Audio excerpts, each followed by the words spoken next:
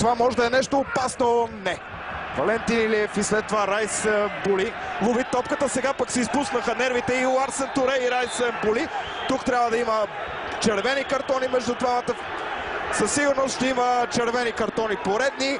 Ларсен Туре изрита топката в ръцете на Райс Були. След това Райс Були удари футболиста на Левски с топката в главата. Сега ще видите повторението на ситуацията. Тук всичко изглежда спокойно. Райс Були лови. След това вижте реакцията на Туре. Ето, абсолютен картон. След това Райс Були пък не си издържа топките. Абсолютен картон и за Райс Були. Мисля, че това трябва да бъде червен картон. ЦСКА ще трябва да доиграе матча, според мен, с полеви футболист на вратата, защото не вярвам главния арбитър да спести това на Були, нито на Ларсен Туре. Ето ситуацията. Много нерви и много скандали в този двубой. Райс Були сваля фанелката. Апостол Попов, който вече веднъж е пазил срещу Левски, но като футболист на Ботев Пловдив сега ще трябва да пази на вратата на ЦСКА. Видяхме, че Райс Були е изгонен от игра. Не знам дали има обаче картон за Ларсен Туре.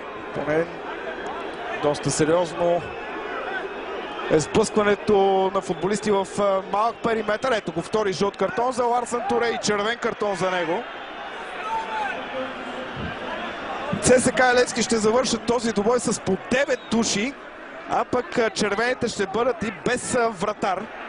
Разбира се, Апостол Попов ще бъде на вратата на ЦСКА, но без титулярен вратар. Изтече 5-минутното продължение. Добавено на този матч много скандали в тази среща и на трибуните, и на терена. Ще има работа и за дисциплинарната комисия, ще има работа и за съдийската комисия. Отдавна не бяхме виждали, можем да кажем, такова кърваво дерби между Левски и ЦСКА.